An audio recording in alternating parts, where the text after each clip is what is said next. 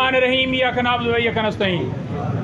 आज कप्तान इमरान खान साहब के और मुख्तलिफ हमारे पाकिस्तान तहरीक इंसाफ के रहनुमाओं के, जिनमें वज़ीर आला KPK अली अमीन गंडापुर साहब भी आपने देखा भी पेश हुए, अली मोहम्मद खान साहब पेश हुए, शरियार अफरीदी पेश हुए, मुराद सईद का मुकदमा, कासिम खान सूरी का मुकदमा, ये सारे केसेस यहाँ डिस्ट्रिक्ट कोर्ट के अंदर चल रहे थे। पहले मैं आपको बताऊं इमरान खान साहब की हद तक तो आज अदालत में पेश हुए हैं और खान साहब की यहाँ पर हाज़िरी के लिए हमने इस्तदा की है और अदालत ने 20 अप्रैल को इमरान खान को अदालत में तलब कर लिया। खान साहब की हद तक कुछ 6 से 7 केसेस थे। 25 मई लॉन्ग मार्च हुआ था, उसके ऊपर खान साहब पे और पाकिस्तान तहरीक इंसाफ के रहनुमाओं के ऊपर दर्जनों के हिसाब से केसेस दर्ज किए गए थे।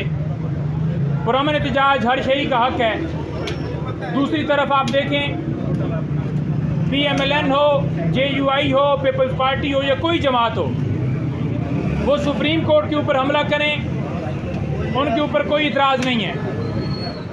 वो जहाँ मर्जी है धरना करें, जलसा करें, उनको कोई रुकावट नहीं है। आज भी आप देखें कि हमने जलसे के हवाले से इंतज़ामिया को दरख्वास्त दी हुई है 30 तारीख के लिए, लेकिन क्या आपने कहीं पर देखा कि मंजूरी हुई है? नहीं देंगे। खौफ, डर और जो भी अदलिया की आज़ादी के ऊपर, रूल ऑफ लॉ के ऊपर, मुल्क के अंदर साफ शफाफ इलेक्शन होने चाहिए थे, उसके ऊपर कोई भी एहतजाज करेगा तो उसके ऊपर पाबंदी है। अली अमीन गंडापुर साहब पेश हुए हैं। आपने देखा कि मुख्तलिफ अदालतों में कभी कोई अदालत वारंट निकाल रही है, कभी कोई, तो कानून का सामना उन्होंने किया है और अदालत के सामने आकर जहां पर उनकी नहीं ज़रूरत थी वहां पर भी पेश हुए हैं। अब नहीं ज़रूरत थी वाला जो केस है या बाकी केसेस हैं, मैं उसके बारे में बताऊं कि अली अमीन गंडापुर साहब इस्लामाबाद हाई कोर्ट से उनकी जो FIR थी वो क्वैश हो गई थी।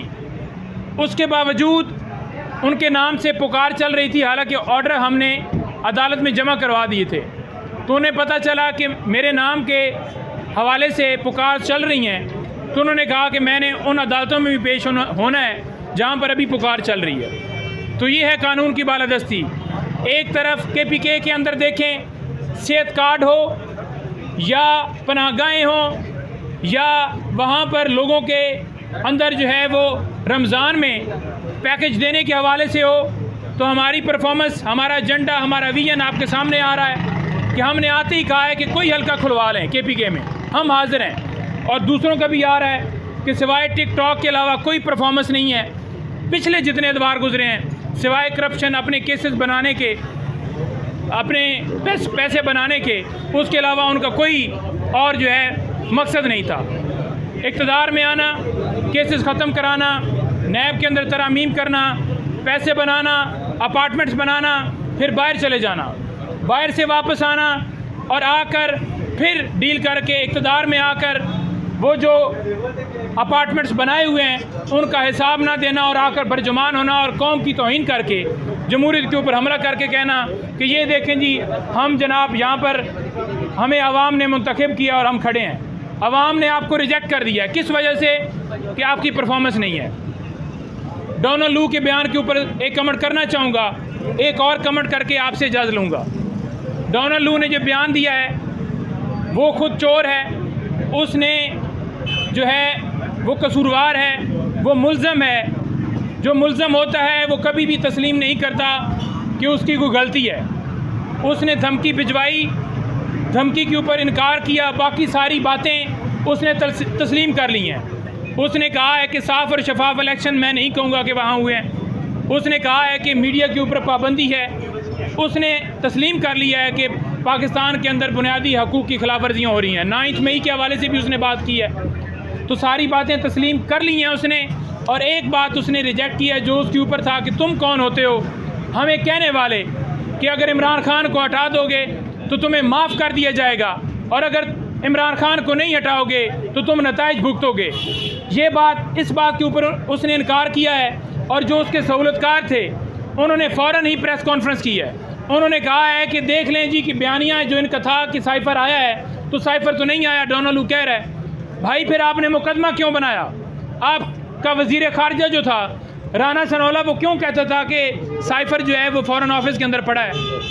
आपका वज़ीर ख़ारजा एडमिट करता है, आपका वज़ीर आज़म कहता है, आपका जो है वो चेयरमैन कहता है, तमाम जमातें कहती हैं कि साइफ़र जो है उसको इसने लहराया। तो अब उस अमेरिका का जो असिस्टेंट है उसकी ताबेदारी करते हुए आप कह रहे हो कि जनाब वो कह रहा है कि साइफ़र गया ही नहीं है, तो फिर केस किस बात का चल रहा है? किस बात की इमरान खान को सज़ा है? बात यह है कि साइफ़र आया, साइफ़र के बदले में हुकूमत गिराई गई। 2 नेशनल सिक्योरिटी काउंसिल की मीटिंग हुई जिसमें ये बात तस्लीम की गई कि ऐसी लैंग्वेज इस्तेमाल की गई है और उसके ऊपर डी मार्च किया गया। डी मार्च का मतलब ये है कि हम एहतजाज करते हैं। तो जब डी मार्च कर लिया गया है, नेशनल सिक्योरिटी काउंसिल की मीटिंग के अंदर ये बात तस्लीम कर ली गई है, तो आज फिर तुम अमेरिका के साथ मिल गए हो। तो ये है इनका असल चेहरा। और पाकिस्तान तरीके